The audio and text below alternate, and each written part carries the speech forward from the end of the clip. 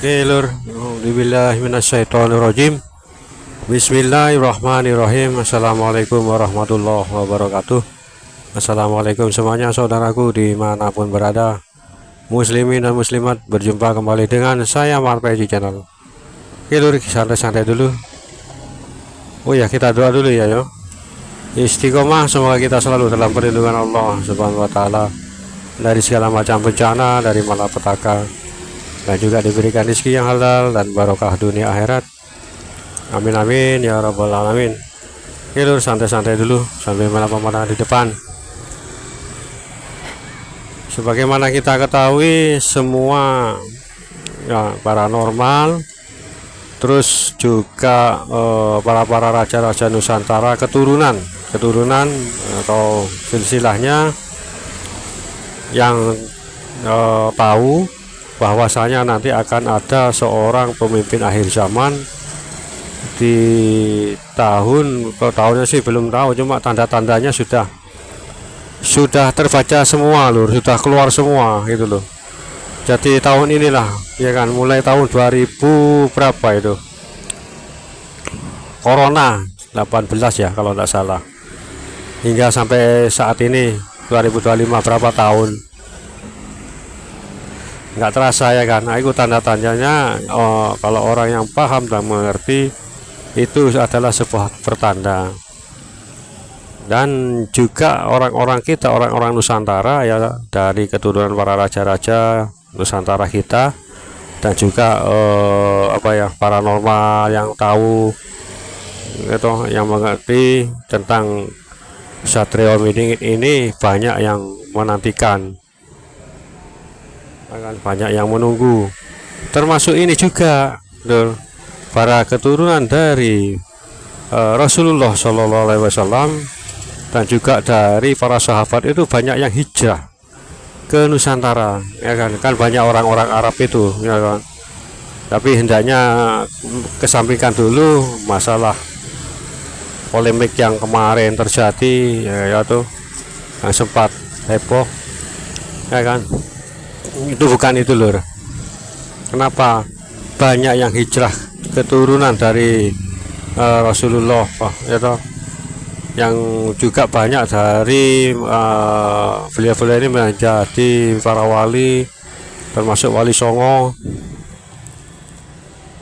ya kan. Kenapa semuanya, hampir bukan semuanya sih, hampir itu kebanyakan itu memang hijrah ke Nusantara ya kan. Ke Nusantara yang paling terbanyak itu lur, keturunan itu silsilahnya. Makanya kenapa karena beliau ini mungkin ya nggak tahu juga ya toh, tapi mereka seolah-olah digerakkan oleh Allah, takdir Allah untuk digerakkan menuju ke sini. Karena kenapa?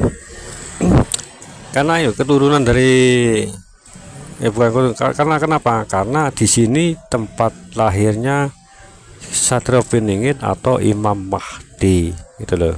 Imam Mahdi lur yang terakhir, gelarnya ini nanti akan berubah namanya menjadi Imam Mahdi, seperti itu. Jadi begitu banyak ya kan keturunan para raja-raja para keturunan dari Rasulullah, dari Sayyidina Hasan kalau tidak salah. Kalau dari Sayyidina Husain banyak yang ya ada juga yang banyak di Timur Tengah, juga di Afrika. Tapi yang terbanyak di sini insya Allah dari Sayyidina Husain radhiyallahu anhu. Oke, lanjut.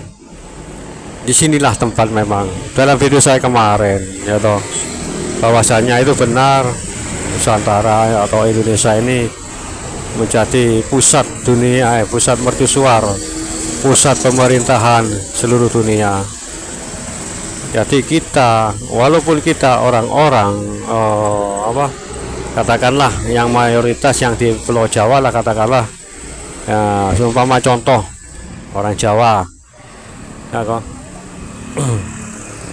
Kita jika orang-orang Jawa ini ya toh, bisa juga keturunan dari Sayyidina Husain. Kenapa? Sayyidina Hasan kok Husain aja rek. Hasan atau Husain lah, sama saja lah, saya juga belum tahu pasti, tapi saya condong ke Sayyidina Husain.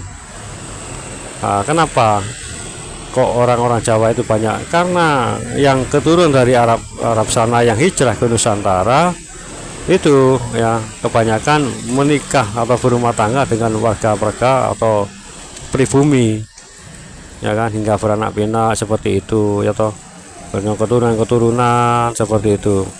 Ya siapa tahu memang wajah kita jauh dari keturunan Arab itu, tapi siapa tahu silsilahnya ini akan jatuh. Nah ini yang terpenting tuh, silsilah ini akan jatuh ke tangan, bukan ke tangan, ke raga kita atau jiwa kita, baik itu dari keturunan dari Rasulullah SAW, para sahabat, dan juga ini juga bercampur dengan para raja keturunan dari kerajaan-kerajaan yang ada di Nusantara.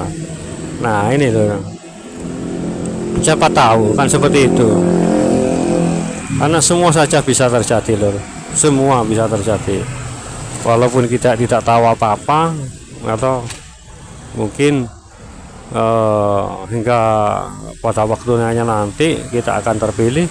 Mungkin insya Allah itu akan ada jawaban. Setelah kita terpilih itu akan ada jawaban, keturunan dari jalur siapa, silsilahnya dari mana. Nah itu insya Allah akan terjawab nantinya Lur. Kalau memang sekarang sih memang belum terjawab ya toh, keturunan dari siapa saja kita ya toh.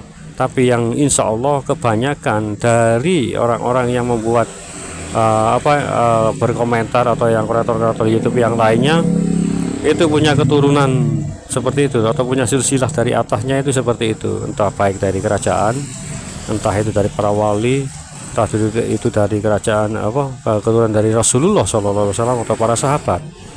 Nggak ada yang tahu, Allah a'lam. Walaupun kita jauh dari wajah-wajah Arab, mungkin jauh, memang kita jauh dari wajah-wajah Arab ya, tapi itu condong dari keturunan maksudnya ya, sama persis dengan wajah ibu, misalkan ibu kita yang wajah pribumi seperti itu, mungkin condong ke wajah pribumi seperti itu. Tapi kalau darah nggak bisa dipungkiri ya kan, darah tes DNA atau apa ya kan, bisa juga.